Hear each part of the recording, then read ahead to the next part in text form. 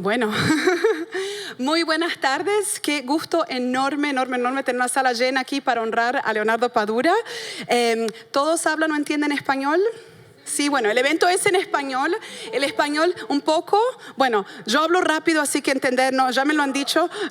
El español es un idioma oficial del Festival Metrópolis Bleu, Metrópolis Azul, Blue Metropolis, festival multilingüe, como saben.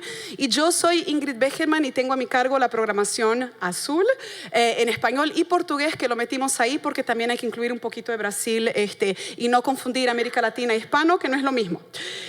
Ahí el plug de la brasileña. Pero aquí estamos honrando el español y la presencia del español aquí en nuestra isla de Montreal con un representante más sublime que Leonardo Padura. Les explico un poquitito la trayectoria del premio, que se inauguró en el 2013.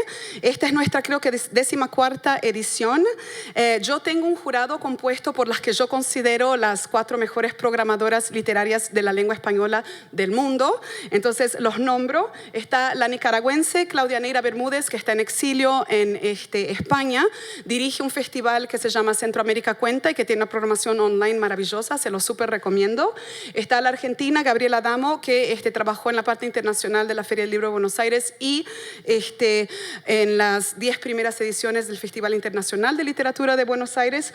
La mexicana, por supuesto, Laura Niembro, que dirige la programación, directora de contenidos de la Feria Internacional del Libro de Guadalajara, que es nuestra feria más importante en nuestro idioma español, y la segunda después de Frankfurt, pero es la primera en términos de parranda, eso sin duda. Recomiendo que vayan a Guadalajara en noviembre, es perfecto pretexto para salir de aquí en el mes de noviembre cuando cae la lluvia. ¿Está muy rápido? ¿O no? ¿Un poquito? Bueno, es que yo quiero pasar rápido el speech para que... Bueno, también estoy emocionada, así que bueno... también es todo el día que uno está aquí en este momento soñado y esperado.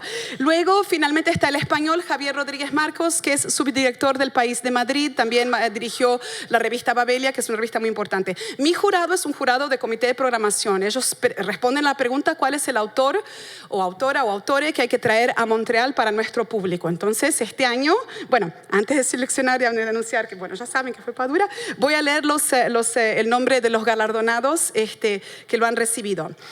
Primero Sergio Ramírez en el año 2013, luego Juno Díaz en el 2014, Luis Alberto Urrea en el 2015, Valeria Luiselli en el 2016, Francisco Goldman en el 2017, las argentinas Leila Guerriero y Claudia Piñero en 2018 y 2019, la nicaragüense de Yoconda Belli, los demás son todos Latinx, Juno, Luis Alberto, Valeria escriben 2 idiomas, el español Javier Cercas, el colombiano Juan Gabriel Vázquez, la chilena palestina Lina Meruane y las mexicanas Margot Glantz en 2024 y Cristina Rivera Garza el año pasado. Este año, por primera vez, el Premio Azul va a Cuba con Leonardo Pradilla.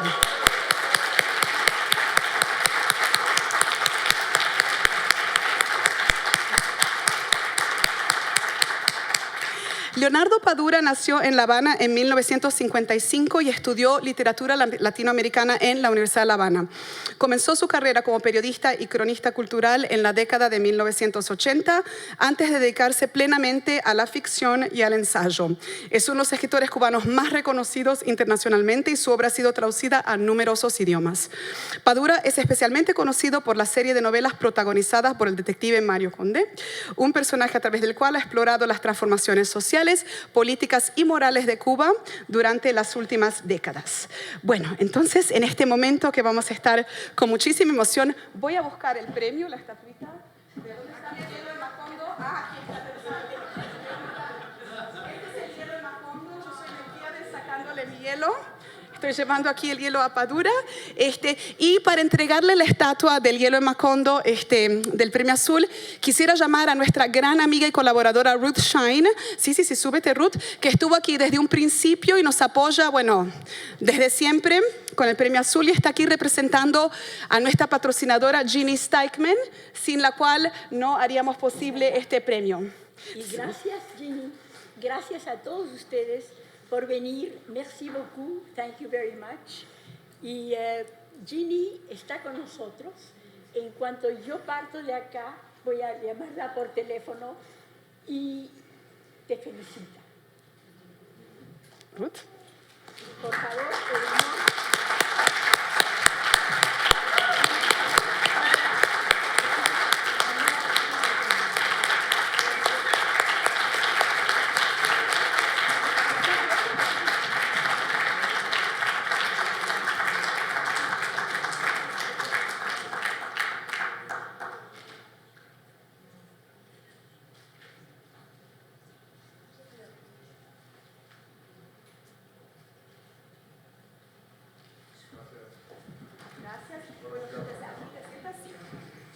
Entonces ahora vamos a charlar con Padura. Si quisiera que vayan pensando preguntitas que tienen para Padura, porque al final sí tendremos una chance de que ustedes dialoguen con él, pero mientras tanto yo los trataré de representar las preguntas de Montreal. Entonces, Leonardo, querido, felicitaciones. ¿Quieres decir unas palabritas? Sí. Este tipo de actividades es muy importante que uno, cuando hay un público que habla otros idiomas también, hable el español despacio, no como lo habla Ingrid. Porque cuando yo hablo el español despacio es casi como si estuviera hablando en francés. Entonces me van a entender mucho mejor. Pero Ingrid es una ametralladora. Bueno, quiero agradecer. Ya me lo han dicho, créeme. Quiero agradecer muchísimo a todas las personas, bueno, al festival, por supuesto, que he tenido el honor de recibir este premio, sumarme a una lista de autores, algunos de los cuales considero de los grandes autores de la lengua en estos momentos. Y me siento muy gratificado por esta estatuilla que tiene el peso correcto. Porque hay veces que a uno en los premios le dan estatuillas que significan que cuando uno regresa a Cuba tiene que dejar de llevar 2 bolsas de leche en polvo y muchas cosas por el peso en los aviones. Esta tiene un peso admisible. Nada, muchísimas gracias. Me siento muy honrado, realmente. Gracias, Ruth, por estar hoy acá con nosotros. Transmite a Ginny mi agradecimiento. Ya con Ruth he tenido una muy bonita conversación de temas peruanos, porque como ustedes saben, ella nació en Perú y conocemos a algunas personas que ya han fallecido, de las cuales hablamos hoy, pero mencionamos 2 nombres que son capitales en la literatura de la lengua. Hablamos un poquito, por ejemplo, de la disciplina de Mario Vargas Llosa, el Nobel peruano, y hablamos de las locuras de Alfredo Bryce Echenique. Otro gran amigo, Alfredito, le dice Ruth, porque fue compañera de una de sus hermanas en el colegio en Lima cuando eran muy jóvenes. Con los dos, con Bryce y con Vargas Llosa, tuve la posibilidad de compartir una relativa amistad. No digo que éramos muy amigos, pero bueno, incluso con Mario fui la persona que participó con él en su última presentación pública. Fue en el año 2022 en un festival en Málaga, España, un festival que organiza la Cátedra Vargas Llosa, que se llama Escribidores, y lo inauguramos Mario y yo ese año con la mediación de Marisol Schulz, la actual directora de la Feria del Libro de Guadalajara, que fue la editora en Alfaguara de los libros de Mario en México. Y fue muy interesante porque, bueno, estar al lado de una figura como Mario Vargas Llosa, que tenía esa capacidad intelectual privilegiada, era un hombre de una inteligencia y sobre todo de algo que posiblemente en ese sentido es lo que yo más le envidiaba, la memoria que tenía. Leía algo y se le quedaba aprendido en la cabeza. Yo a veces tengo que releer para recordar cosas. Y la conversación el tema era nuestros personajes queridos. Y él habló, por supuesto, de Madame Bovary. Él era un fanático de esa novela de Gustave Flaubert. Escribió un libro que se llama La orgía perpetua, Madame Bovary, La orgía perpetua, que es un clásico de la interpretación literaria en el siglo XX. Y yo hablé de mi personaje de Mario Conde. Yo fui más personalista en ese sentido. Y fue un diálogo muy animado. Después estuvimos cenando juntos y hablando de muchas cosas. Y él, aunque tenía unas actitudes políticas muy críticas con respecto al gobierno de Cuba, a la situación de Cuba, pues era muy respetuoso en ese sentido con las personas que se acercaban y tuvimos una muy bonita conversación. y con Alfredo Bryce Echenique, y estoy hablando de esto porque creo que son dos figuras que perfectamente pudieron haber tenido esta estatuilla, pero no de este tamaño. La de ellos tenía que ser mucho más grande y no les cabía en la maleta, porque son dos de los grandes escritores de la lengua.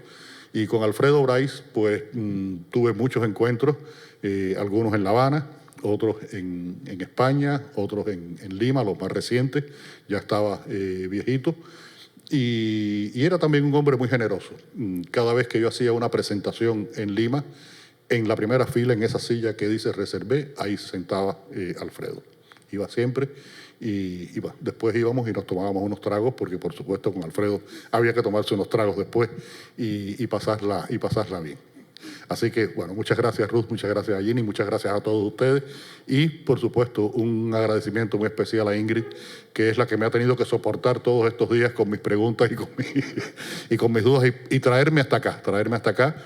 Como saben, los vuelos directos entre Cuba y Canadá se suspendieron hace unas semanas por el tema energético en Cuba y, bueno, tuvimos que buscar una alternativa de venir por Panamá. Incluso pensamos que me fuera a República Dominicana y de Santo Domingo volar acá, esto porque ir por Estados Unidos, que era la vía más fácil.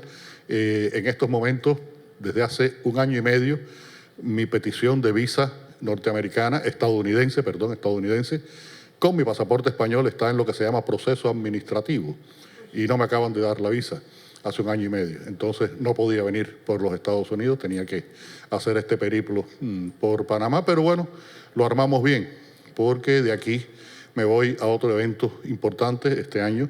Son los 50 años de la Feria del Libro de Buenos Aires y voy a estar ahora en unos días en Buenos Aires y hago un periplo que termino en la querida Lima de Ruth.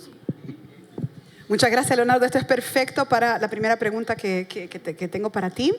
Bueno, al recibir el Premio Azul, que reconoce una obra comprometida con la cultura e historia hispánicas, ¿cómo sitúa su escritura dentro de esa conversación transnacional más amplia?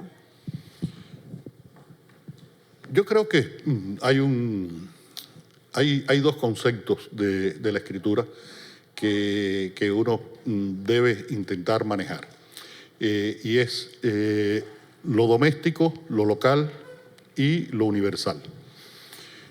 Hace unos años yo estuve en una presentación de un libro en Cuba, de un novelista cubano, y dijo algo que a mí me horrorizó. Me dijo, este libro a mí me gusta mucho porque únicamente los lectores cubanos lo van a entender. Y dije, qué estupidez, dije para mí. Hace muchos años yo leí una frase de don Miguel de Unamuno en la que dice, lo voy a decir muy despacito porque los que no entiendan bien el español puedan cantarla. Unamuno decía, en el arte debemos hallar lo universal en las entrañas de lo local y en lo circunscrito y limitado, lo eterno. Creo que ese es el principio que debe seguir un escritor. En el caso de la literatura cubana, como ustedes saben, hemos tenido escritores muy universales. Uno de ellos, por ejemplo, Alejo Carpentier. Yo he hecho estudios sobre Carpentier, tengo 2 libros publicados sobre su teoría de lo real maravilloso americano, que es una teoría que intenta explicar las singularidades del mundo que se crea a partir de la conquista de América y todo lo que viene después hasta el presente. Un mundo en el que nada es puro, todo es resultado de una mezcla. Ahí están los componentes españoles, pero cuando decimos componentes españoles, no es lo mismo hoy, imagínense ustedes en el siglo XVI, un catalán que un andaluz, o que un gallego. Eran nacionalidades distintas. Cuando decimos los africanos, no es lo mismo un africano yoruba que un africano bantú. Vienen con conceptos culturales diferentes. Y lo mismo ocurre con otras muchas regiones del mundo y, por supuesto, las culturas autóctonas. Las culturas autóctonas, el imperio inca que dominó la tercera parte de Sudamérica, no tenía idea que del Istmo de Panamá para arriba había otra cultura que podía ser de alguna forma semejante a la suya. No lo sabían. Y todo esto hace que el mundo náhuatl, mixteca, azteca de México y el mundo de los quechua, de los aymaras, de los incas en la zona central del continente sean distintas, por no hablar ya en el sur de Chile, por ejemplo, con los mapuches. Entonces, venimos de la diversidad. Montreal, como Cuba, son lugares en que lo multicultural es la esencia de estas culturas. No se puede pretender una uniformidad o una homogeneidad. Yo creo que la mezcla, el mestizaje, es el elemento que permite que haya unas culturas más potentes. Y desde ese punto de vista, desde ese intento de universalizar conflictos, he escrito mi literatura. Siempre con una mirada en lo cubano, y una mirada especialmente en los conflictos de mi generación en Cuba.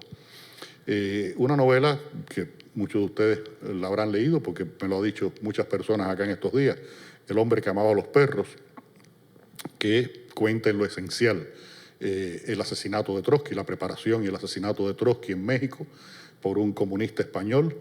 Estamos hablando de un revolucionario ruso, un comunista español, territorios como la Unión Soviética, España en la Guerra Civil, el México de los años 30 de Lázaro Cárdenas, la Francia por la que pasa Trotsky en un momento, Turquía. Es una novela que parte de Cuba y regresa a Cuba, porque hay un tercer personaje en esa novela que es tan protagónico como Trotsky Mercader, que es un escritor cubano. Y yo siempre digo que de esos tres personajes hay dos que son históricos, son reales, que son Trotsky y Mercader, pero el más real es el personaje cubano, es Iván, porque pude haber sido yo.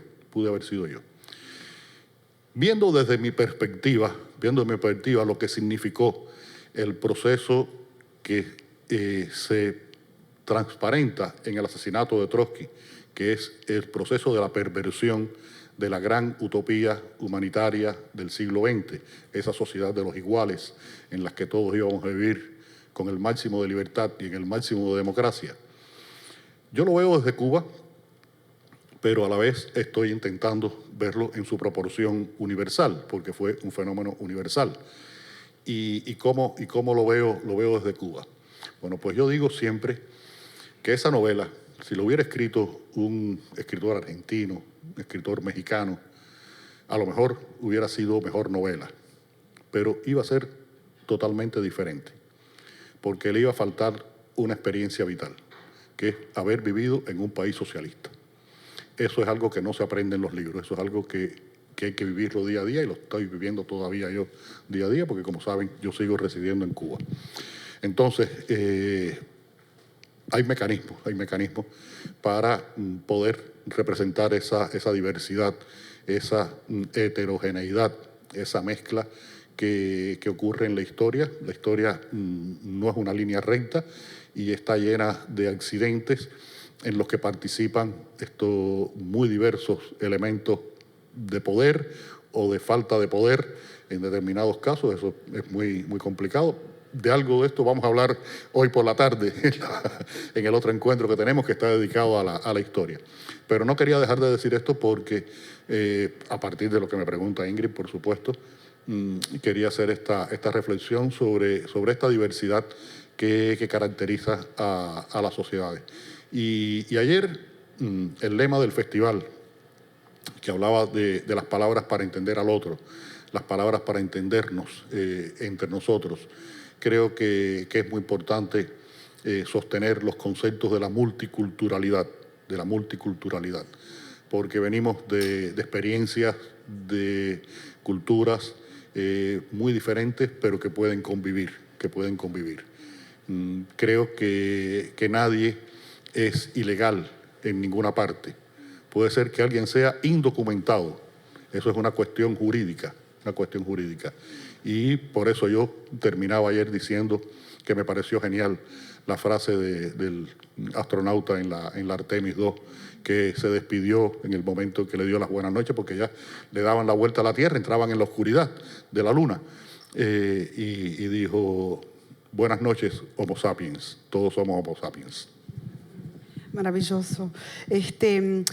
Bueno, siguiendo en esa misma línea, ahora un poquito hablando de Cuba, ¿no? Sus novelas han hecho legible La Habana para lectores de todo el mundo.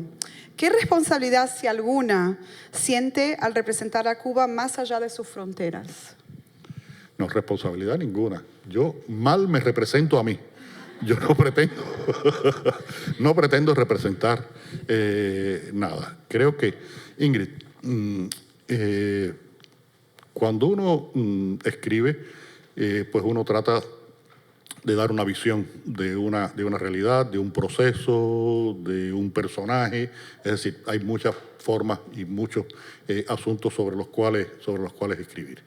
Y la responsabilidad fundamental del escritor está con su texto, con lo que está escribiendo. Yo siempre digo que cada novela que he escrito, cada libro que he escrito, es el mejor que he sido capaz de escribir en el momento en que lo escribí. Y si no es mejor, ha sido por falta de talento, pero no por falta de esfuerzo. Ese es mi compromiso. Que yo cuente estas historias que pasan fundamentalmente en Cuba, que pasan fundamentalmente en La Habana, que tenga una visión de La Habana muy interior, muy desde un barrio de la ciudad, que es mi barrio. Las novelas del personaje de Conde pasan en un barrio que nunca se menciona su nombre, pero que es mi barrio, porque está ahí. Cualquiera que lo conozca dice, mira, la esquina que dice Padura es esta que está aquí. Pues intento representar ese espacio, porque en la literatura los espacios son fundamentales. Los acontecimientos, los procesos, los fenómenos ocurren en lugares. Te cuento, por ejemplo, una relación con el espacio que fue, dos relaciones con el espacio que fueron muy importantes. Y vuelvo al hombre que amaba a los perros. Cuando yo estaba ya escribiendo la novela, le encontré, me presentaron y trabajamos con dos urbanistas catalanes que me llevaron a ver en la Barcelona del 2005, la Barcelona de 1930. La Barcelona en la que estuvo Mercader previo a la guerra y durante la guerra civil. ¿Por qué? Porque en ese espacio se iban a mover los personajes en un momento importante y están descritos muchos de esos lugares. Por ejemplo, en el libro Homenaje a Cataluña de Orwell se habla mucho de lo que ocurrió ahí en las Ramblas, un día, las Ramblas de Cataluña, que todos sabemos que es un lugar, pero hay edificios que ya no existen y otros edificios que tenían un papel importante en una época y ahora están como ahí medio desdibujados, pero que fueron importantes. La casa de Mercader parece que no existe, pero me llevaron a ver una casa que dijeron, una familia de su posición que viviera en esta zona, la casa podía ser como esta. Y yo la reproduje en el libro.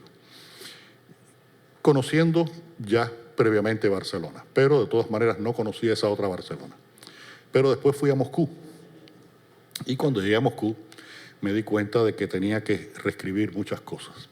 Los espacios de Moscú yo los había imaginado en una escala de 1:10 y los espacios son de una escala de 1:200.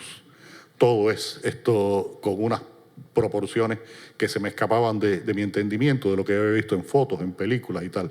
Incluso había cosas que las había ubicado en lugares en que no podían ocurrir por una cuestión geográfica, de estructura misma de la ciudad. Entonces, con el caso de La Habana, pues a mí me resulta mucho más fácil. Pero yo no solo hablo de La Habana contemporánea. En mi libro, por ejemplo, La novela de mi vida, está La Habana de 1820. Y yo tuve que buscar esa Habana y tuve que reproducir esa Habana en mis libros. Porque en ese proceso de conocimiento y de escritura de la ciudad ha sido también un proceso de apropiación de la ciudad. Eso lo explico bastante en este libro, Ir a La Habana. Cómo me fui apropiando de la ciudad y también sintiendo un proceso que es muy doloroso, es que la ciudad se me va haciendo ajena. La ciudad cambia, no siempre para bien. Las ciudades tienen que cambiar. Las ciudades son organismos vivos y cambian, mutan. Y en el caso de La Habana ha cambiado menos de lo que debería haber cambiado, por fortuna y por desgracia. Por fortuna y por desgracia. Porque se han preservado muchos lugares, pero hay otros que se han ido arruinando. Y todo ese proceso de la relación con el espacio y la pertenencia al espacio he tratado de reflejarlo en mis libros. Perfecto, Leonardo. Bueno, siguiendo también con la cuestión del diálogo cultural, ¿no? Y del Premio Azul, porque es el premio, bueno, el premio tiene que ver con el diálogo, pone el acento, digamos, en el diálogo cultural. ¿De qué manera su obra ha contribuido a repensar o complejizar los relatos dominantes sobre América Latina? Me preguntas cosas que habría que preguntárselas a los otros. Mira, yo creo quisiera escuchar que tú sitúes tu obra, ¿no? Ya sé, bueno, te estamos galardonando, o sea, no sé, es como no seas tan humilde, ¿no? No, pero es complicado. Yo soy fundamentalmente un escritor cubano. Hace ya 16 años, el gobierno de España me concedió la ciudadanía por un procedimiento honorífico que se llama Carta de Naturaleza. Es un proceso que, por ejemplo, se utiliza mucho con los futbolistas. Quieren hacer los españoles para que, por cuestiones económicas y tal, entonces ahí es muy fácil. Con los artistas es más complicado. Pero bueno, me hicieron español y me preguntaban al principio, bueno, ahora que tienes doble nacionalidad, y yo les decía, no, espérense un momento, yo tengo ahora doble ciudadanía, que es un concepto jurídico y legal. Yo tengo una sola nacionalidad, yo soy cubano y no voy a hacer otra cosa que cubano, aunque me vaya a vivir a España o aunque venga a vivir a Montreal, porque ya no puedo desprenderme de mi pertenencia cultural. Entonces, ¿cómo ver América Latina desde Cuba? Es muy complejo porque América Latina es también muy diversa. Pero yo empecé mi conversación hoy a mediodía con Ruth, contándole algo que ella abrió los ojos. Es que mi tesis de grado universitaria fue sobre el Inca Garcilaso de la Vega, el gran cronista de Indias, que no podemos decir que era peruano, era cusqueño, había nacido en el Cusco, Perú no existía como entidad nacional, y es un hombre que vive intensamente en su vida y en su literatura el hecho de estar dando origen a algo nuevo. Es el primer hispanoamericano, en un momento en que no existía Perú, en que España, como la entendemos hoy, tampoco existía. Eran una suma de reinos que estaban ahí cosidos, mal cosidos, como lo demuestra la realidad del presente, con todas las cosas que han pasado en los últimos años. Y ese conocimiento y el estudio del Inca Garcilaso me llevó, creo que fue, tengo un libro que reproduce una frase que han puesto en la puerta de su habitación los hermanos Glass de Salinger, Fran y Sui, que dice, aquello estaba deseando ocurrir. Yo creo que aquello me estaba deseando ocurrir, que yo llegara al Inca y empezara a tener un interés por los orígenes. Mis estudios sobre Carpentier es un estudio sobre los orígenes de lo latinoamericano, de cómo estas culturas tienen un componente de singularidad tan importante que tiene que ver con la naturaleza, con la historia, con la propia cultura, con las lenguas. Y por ese camino también he recorrido muchos espacios. En mi periodismo, la búsqueda de orígenes ha estado muy presente. Escribí la historia de los chinos en Cuba, la historia de los franco-haitianos, los franceses haitianos que después de la revolución vienen sobre todo a la parte oriental de Cuba, los gitanos en Cuba, en fin, he escrito mucho sobre este tema de los orígenes y algo que me interesa mucho. Entonces, desde mi posición de cubano, he mirado lo latinoamericano y he mirado también lo universal, como dije anteriormente. En mis libros todos parten y llegan a Cuba, pero se desarrollan en muchos espacios diferentes, como saben.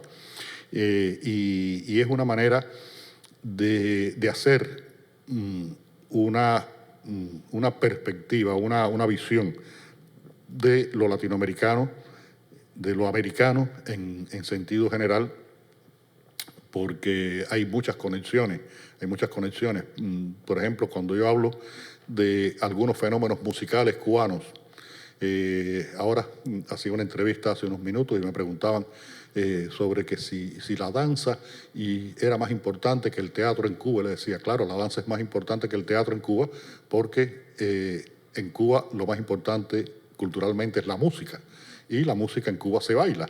Entonces, por eso la danza es tan importante. Y cuando hablo de fenómenos musicales, por ejemplo, en el caso de lo que hoy conocemos como el Latin Jazz, el Latin Jazz era algo que iba a ocurrir, pero partió del encuentro de un negro percusionista cubano y un negro trompetista norteamericano. Dizzy Gillespie, el norteamericano, y Chano Pozo, el percusionista cubano, que grabaron esa pieza fabulosa que es Manteca, que es el origen de esta música. ¿Y de dónde viene esa música? De África. Entonces, la comunicación cultural de toda América Latina es muy potente. Y a veces, Ingrid, en el mismo caso de Brasil, yo he estado en Bahía y he visto una imagen, lo voy a decir con las palabras exactas, a veces mi esposa me dice, pero tú dices cosas que no son políticamente correctas. No, adelante, por favor. Digo, pero Lucía, es que es así. Ves caminar por Bahía a un negro en chancletas con un pantalón por aquí y tú dices, ese negro salió de La Habana ahora mismo. Te das cuenta de que hay una comunicación. Además creen en el mismo Changó, en la misma Yemayá, tienen el mismo complejo religioso de origen yoruba, de África viene, por supuesto.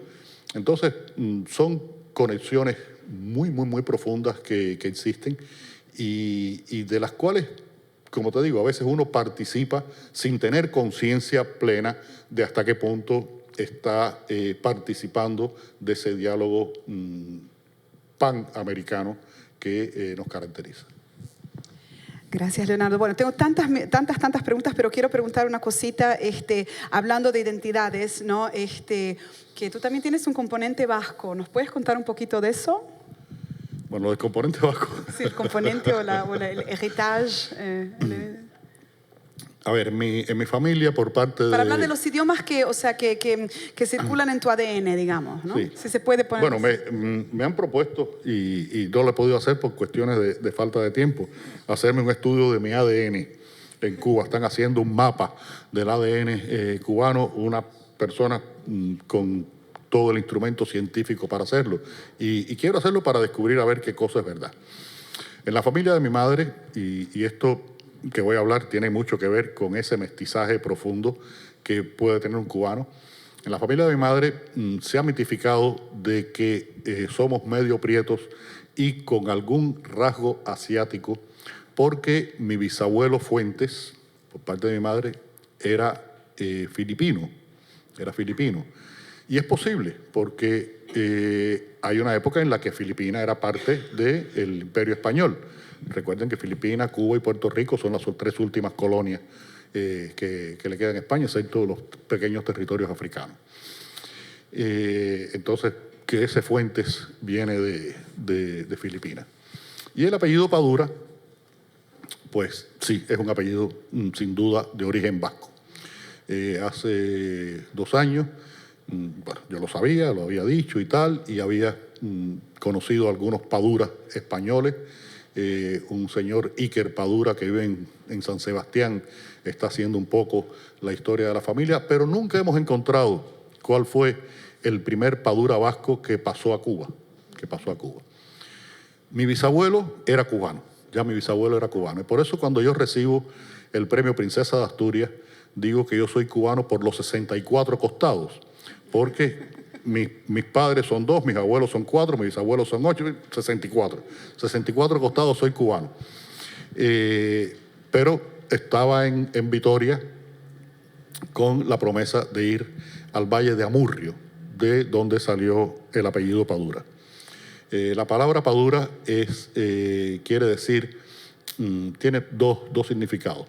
Es un poco la piedra o el lugar donde trabajaban los herreros, o también es un terreno pedregoso pero a la vez pantanoso, algo muy propio del País Vasco. Y me llevan al Valle de Amurrio, fui allí, un pequeño pueblo, donde bueno, me recibieron como si yo fuera un embajador de los Padura allí, y estuvo todo muy bien. Y lo que sí comprendí es por qué esos Paduras se fueron a Cuba. En el Valle de Amurrio, durante 10 meses al año llueve y hace un frío que pela. El cielo te toca la cabeza. Hay unas montañas que lo rodean todo. Dije, claro, esos vascos dijeron, hay una isla en el Caribe que tiene playas y que tiene mulaticas y tiene cosas que son muy simpáticas, vámonos para allá, y por eso se fueron los Paduras a Cuba. Así que ahí estoy yo, gracias a que el clima de Amurrio votó a 2 Paduras y los mandó a Cuba. Bueno, estoy viendo el tiempo, estoy pensando, ¿ustedes tienen preguntas? Sí, bueno, yo voy a hacer una última pregunta mía, estoy saltando las 15 que preparé, pero como dije anteriormente, también una de nuestras ganadoras ha sido Leila Guerriero por el espacio, el lugar que le da a la crónica como género latinoamericano, y aquí estamos también con Padura, también es un gran periodista como yo lo soy. Entonces, Padura, cuéntanos un poquito de cómo se alimentan mutuamente la práctica de novelista, de periodista, dentro de esa gran tradición también de todos les grandes escritores. No me gusta mucho usar el lenguaje inclusivo, pero bueno, las grandes y los grandes escritores de América Latina que también han sido periodistas, ¿no? Todos cuentan, sobre todo empezando por García Márquez. Cuéntanos un poquito cómo eso, cómo sitúas eso entre tu obra también, la intersección de la ficción y la realidad. Sí. Cuando yo estudiaba, hacía mis estudios preuniversitarios, tuve una primera gran revelación en mi vida. Y es que había pasado mis primeros 18 años de vida jugando béisbol, pero nunca iba a ser un buen jugador de béisbol. Tremenda decepción. Y dije, bueno, pues voy a ser cronista deportivo para escribir sobre el béisbol. Y cuando fui a pedir la matrícula en la Escuela de Periodismo, pues ese año la Escuela de Periodismo de La Habana estaba cerrada porque en los países socialistas ustedes saben que las cosas se planifican, y un planificador socialista había decidido que en Cuba ya había suficientes periodistas y que nadie más tenía que estudiar periodismo. Y estaba cerrada la Escuela de Periodismo. Y por eso es que yo termino en la Escuela de Artes y Letras, porque iba a estudiar Historia del Arte, pero ese año no habría tampoco la carrera de Historia del Arte y terminé estudiando Literatura. Hice mi carrera, terminé con mi tesis sobre el Inca Garcilaso, 5 puntos, muy bien. Es mi primer libro publicado, se llama Con la espada y con la pluma, que es la leyenda que tiene el escudo de armas de la familia del Inca. Él fue soldado y combatió con la espada y escribió con la pluma. Pues empiezo a trabajar ya en el año 80 en una revista cultural. Y fundamentalmente, contaba ahora en la entrevista que me hicieron, escribí ahí crítica literaria y crítica de teatro. Pero en el año 83, en esos procesos tan habituales en Cuba, por algo que publiqué en la revista, decidieron que yo tenía problemas ideológicos. Y me sacan de la revista y me mandan a un periódico a educarme ideológicamente. Yo no había estudiado periodismo, no conocía las técnicas periodísticas, y lo que pretendió ser un castigo se convirtió en un gran premio, porque me tuve que hacer periodista haciendo periodismo. Y lo que ocurrió fue que como yo no conocía las técnicas periodísticas, pues yo escribía las notas mías casi como si fueran relatos.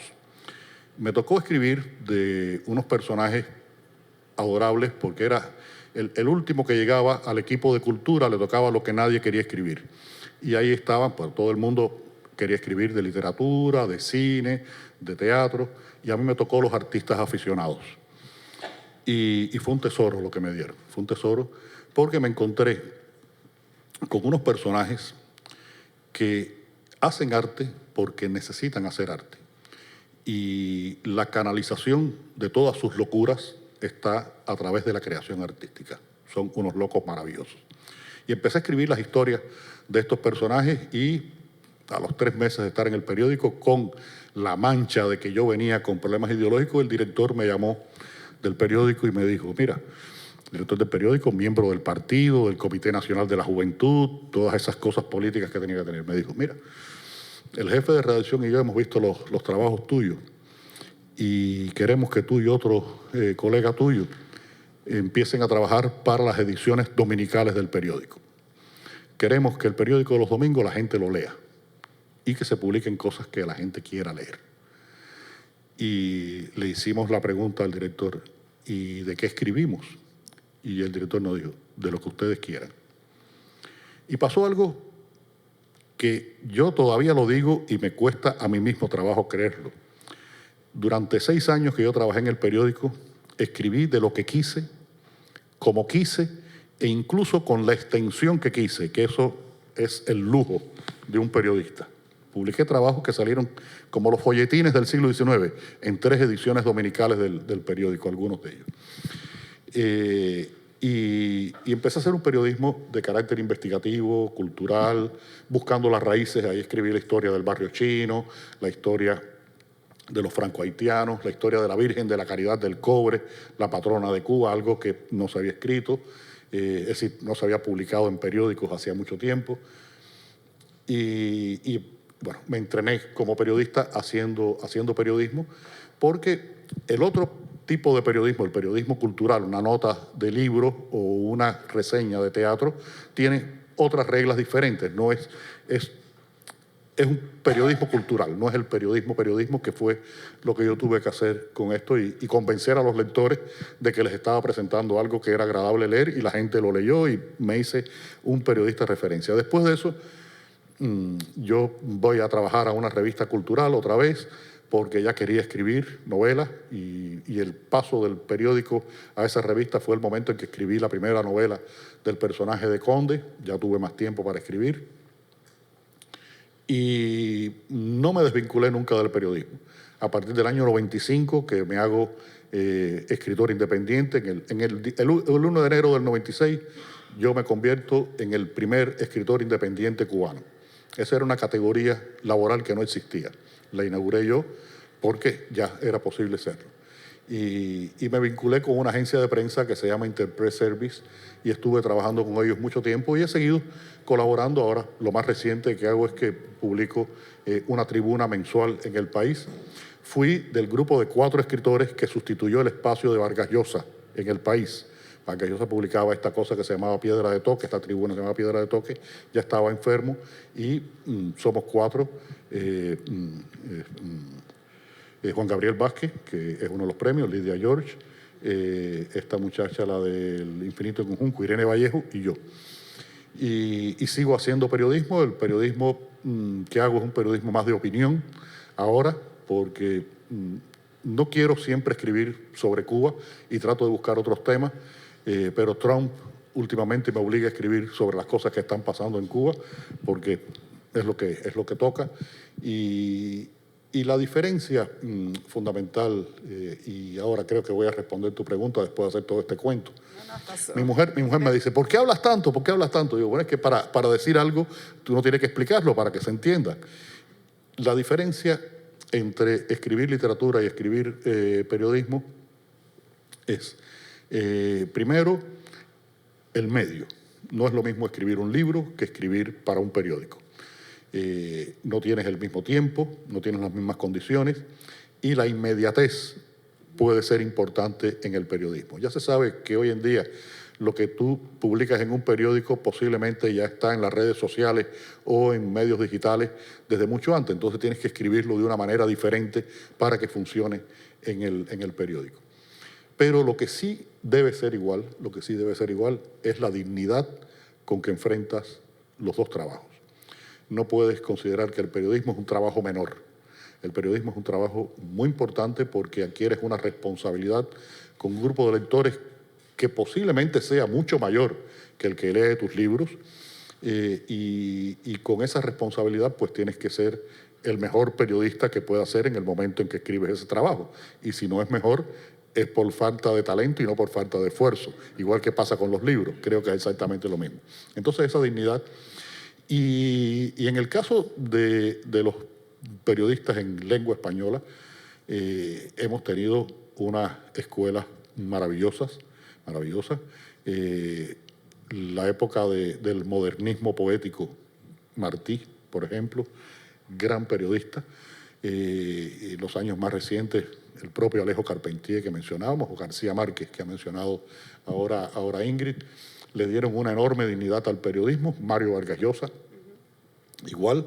Y lo que sí, no sé si yo sea capaz de escribir libros periodísticos en el sentido en que lo escriben, por ejemplo, una Leila o un Martín Caparrós, por ejemplo, que son dos grandes periodistas que viene de una escuela también muy importante en Argentina, que funda Rodolfo Walsh, el autor de Operación Masacre, que es una novela sin ficción anterior a Sangre Fría, de Truman Capote, porque todo el mundo dice que Truman Capote fue el que inventó la novela sin ficción y 8 años antes, Rodolfo Walsh publicó Operación Masacre.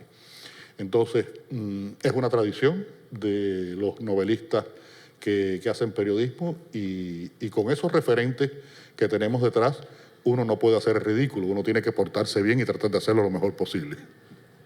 Gracias, Leonor. Bueno, ahora abrimos aquí para el público que seguro tiene muchísimas preguntas. Así que, ¿quién se anima? Aquí.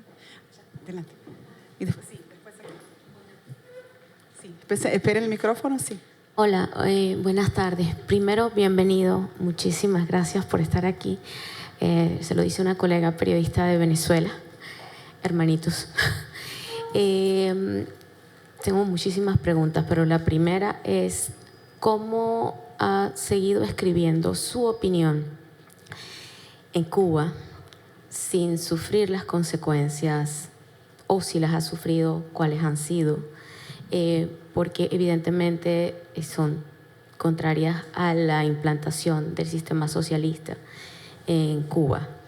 Y número dos, quizá lo ha contestado en otras ocasiones, pero quiero escucharlo de su boca. ¿En quién o quiénes se inspiró para Mario Conde? Y de la última novela, Morir en la arena, muchísimas gracias por Aitana, la amé. Y de todos, cómo, no de todos los personajes, cómo llegamos a... ¿Por qué ese interés por la novela policial, pero que veo que Morir en la arena es como más fuerte de lo del parricidio? ¿Es que hay algún evento de la vida real en la que fue inspirado esta novela? Y no sé si son demasiadas preguntas, pero... Sí, son demasiadas. me da un resumen, muchas gracias. ¿Cómo te llamas? Sandra Sierra. Gracias, Sandra. Gracias, Sandra, gracias. Bueno, empecemos por el principio. Mira, decía en algún momento que en el año 96, cuando es posible, la categoría laboral de artista independiente, yo soy el primer escritor independiente cubano. Lo hice en un momento en el que dejé mi trabajo, que era el trabajo periodístico más cotizado de Cuba. Era el jefe de redacción de la mejor revista cultural que salía una vez cada 2 meses. Es decir, que trabajaba muy poco y tenía mucho prestigio. Y lo dejé y me fui a mi casa. En la casa había $400 para sobrevivir hasta que Dios quisiera. Era un momento de crisis, los años 90 en Cuba, muy, muy difícil, diferente a esta, pero tan difícil como esta que se está viviendo ahora. Y lo hice porque yo necesitaba ser independiente. Porque la independencia tiene que ver con la libertad. Y tuve la enorme suerte de que 13 días después me llamaron de España para decirme que una novela que yo había enviado a un concurso que yo pensé que ya había fallado, yo era el premio. Y 2 meses después me llama la directora de la editorial Tusqués de Barcelona y me dice que quieren publicar mi novela. Eso acaba de fallecer también, de hecho. Beatriz de Moura acaba de fallecer y yo publiqué hace unos días una reseña sobre mi relación con Beatriz. Y fue una ventana de libertad. Fue una ventana de libertad porque el hecho de poder escribir y que mis libros no pasen por ningún filtro institucional cubano me permite decir cosas que de otra manera las podría decir, pero no me iban a publicar el libro. Y lo que ha resultado es que los últimos libros míos no se han publicado en Cuba. Los últimos 6 libros no se han publicado, incluido el libro de La Habana. Morir en la arena, por supuesto, tampoco ha salido. Entonces, es el precio que pago por ejercer mi libertad. No me entrevistan en Cuba, no salgo en los periódicos. Que hoy yo esté recibiendo este premio aquí en Montreal debía ser noticia cultural en Cuba. No creo que haya ningún otro escritor cubano ganando hoy un premio y no va a salir en ningún medio. Entonces, eso por una parte. Por la otra, el personaje de Mario Conde. El personaje de Mario Conde es, por supuesto, una creación. Los detectives privados, bueno, primero era policía y tenía que ser policía para que fuera verosímil. No era lógico ni verosímil que alguien, un civil, investigara un crimen de sangre en Cuba, y tampoco es verosímil en ninguna parte del mundo. Los detectives privados lo único que hacen es buscar herencias, y matrimonios en desavenencia, buscar a ver quién está engañando a quién. Porque los crímenes de sangre los investigan los cuerpos policiales con todos los mecanismos científicos que sabemos que tienen. Entonces, yo traté de crear un personaje que no se pareciera a un policía de verdad, sino que fuera un policía de literatura. Y por supuesto que tenía ahí algunos ejemplos que me inspiraban. Uno era el Philip Marlowe de Raymond Chandler, otro era el Pepe Carballo de Manuel Vázquez Montalbán, y mi propia experiencia de periodista, de investigador de realidades. Y a partir de ahí fui creando este personaje, que es un hombre de mi generación, con relaciones con la concepción del mundo muy parecida a la mía. Le gusta la literatura, quiere ser escritor, es fumador, bebe mucho más ron que yo. Yo no puedo tomar la cantidad de ron que bebe Mario Conde, pero bueno. Y entonces esas afinidades hicieron que el personaje cobrara forma. En mi libro Agua por todas partes cuento el proceso de creación del personaje de Mario Conde, cómo fui dándole forma. Y con respecto a la novela Morir en la Arena es una novela que habla del destino lamentable de mi generación en Cuba. Llegamos a la edad de la jubilación.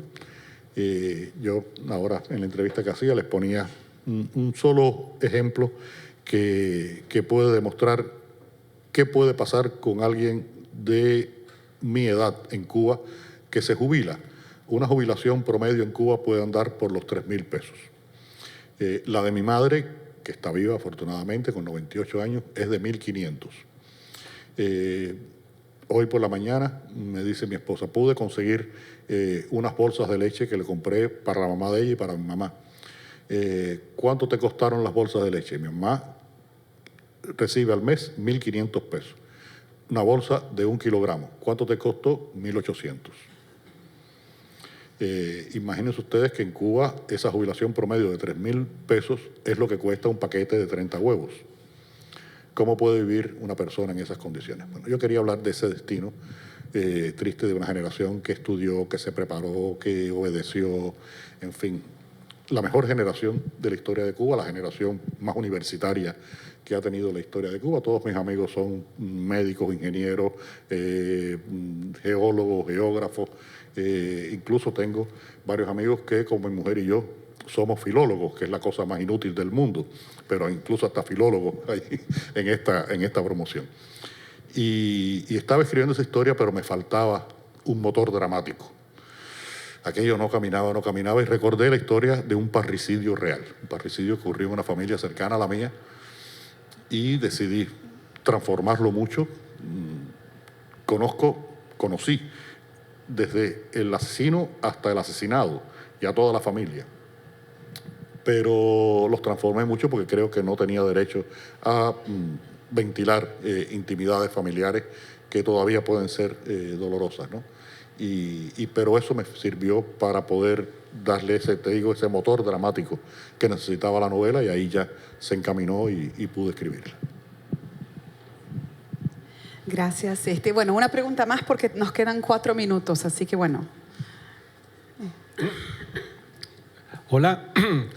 Hola. Bueno, me voy a poner de pie. ¿Cómo te llamas, por favor? Sí. Me llamo Sergio. Bienvenido y felicidades también por el premio. Yo sé que hay tantísimos temas que podríamos preguntar, pero me siento obligado de preguntar sobre actualidad, ¿verdad? Y más teniendo la oportunidad de escuchar a una persona que viene llegando, ¿verdad?, de Cuba.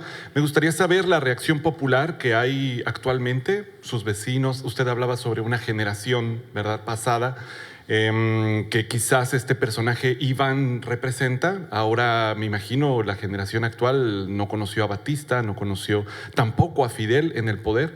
Me gustaría saber cuál es la reacción popular a los recientes ataques imperialistas, no nada más a la Cuba de hoy, sino en la región, ¿verdad? El secuestro de Maduro, el apoyo a los gobiernos de derecha en cada uno de los países en América Latina, buscando títeres al servicio de los millonarios que quieren seguir gobernando hoy. Así que me pregunto eso, la reacción de la gente, cómo es que se vive hoy, cuál es la actitud de la gente de a pie en La Habana directamente, en Cuba en general, frente a esta nueva ola de ataques imperialistas, pero también frente a la decadencia del sistema que Trump representa. Gracias. Sí, hay muchas percepciones de lo que está ocurriendo en el mundo en la actualidad, que es realmente una situación muy, muy complicada. Estamos viviendo un momento de grandes definiciones en que incluso proyectos que parecía que iban a lograr una cierta estabilidad y una cierta bondad con los ciudadanos, como fue el proyecto europeo, puede estar en peligro de sobrevivir. Entonces, estamos viviendo una enorme crisis, lo que ha pasado con Ucrania, la guerra de Ucrania, que ya lleva 4 años y no se detiene, lo que ocurrió en Gaza, lo que está ocurriendo ahora mismo en Irán, son síntomas de lo complejo que está el mundo. Y la gente en Cuba puede tener opiniones sobre todas estas cosas, en un sentido o en otro. El problema fundamental es que su cotidianidad es tan fuerte que se traga cualquier otra percepción. Cuando estás 18 horas al día sin electricidad, tu problema es la electricidad. No es Maduro ni es nada.